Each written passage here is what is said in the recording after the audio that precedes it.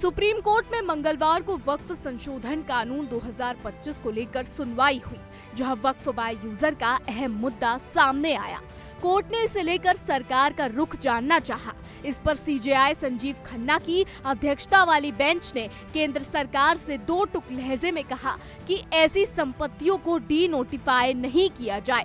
Supreme court ने एक आदेश पारित करने का प्रस्ताव रखा है, जिसके तहत वक्फ बाय यूजर सहित घोषित वक्फ संपत्तियों को गैर अधिसूचित नहीं किया जाएगा। हालांकि केंद्र ने इसका विरोध किया और सुनवाई की मांग की। दरअसल वक्फ बाय यूजर का मतलब होता है ऐसी संपत्ति जो लंबे समय से सार्वजनिक रूप से धार्मिक उपयोग में हो, भले ही उसके नाम पर कोई लिखित वक्फ डीड या दस्तावेज ना हो। यह एक परंपरा है जो मुसलमानों में काफी वक्त से चली आ रही है, जिसे कई बार अदालतों यहाँ तक कि प्रीवी काउंसिल तक ने मान्यता दी है। जस्टिस खन्ना, संजय कुमार और केवी विश्वनाथन की बेंच ने कहा कि अगर लोगों के पास दस्तावेज नहीं है तो क्या इसका मतलब यह है कि वह संपत्ति वक्फ नहीं मानी जाएगी। सीजेआई खन्ना ने सॉलिसिटर जनरल तुषार मेहता से पूछा, आप बताइए कि ऐसी संपत्ति को कैसे रजिस्टर किया जाएगा? दस्तावेज नहीं होंगे तो क्या वह वक्फ खत्म मान लिया जाएगा? इसमें बहुत सी वास्तविक संपत्तियां भी हैं जिन्हें अदालतों ने मान्यता दी है। यहाँ तक कि प्रीवी काउंसिल के फैसले भी इस पर है। अगर आप इसे नकारते हैं तो यह अतीत को मिटाने जैसा होगा।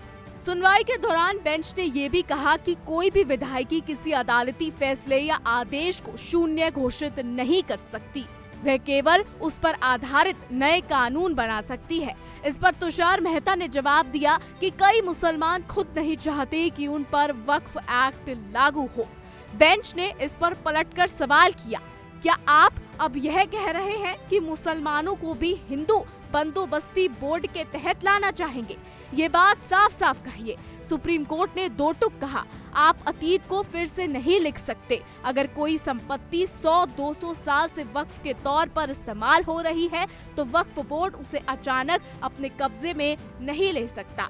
बताते चले कि तुषार मेहता ने बताया कि इस संशोधन कानून को पास करने से पहले संसद की संयुक्त समिति ने 38 बैठकें की और करीब 98 लाख ज्ञापनों पर विचार किया गया। इस पर कोर्ट ने कहा कि हम दो चीजों पर स्पष्टता चाहते हैं, क्या इस मामले को हमें सुनना चाहिए या हाई कोर्ट भेजा जाए, और दूसरा, याचिकाकर्ता दरअसल क्या मांग कर रहे हैं।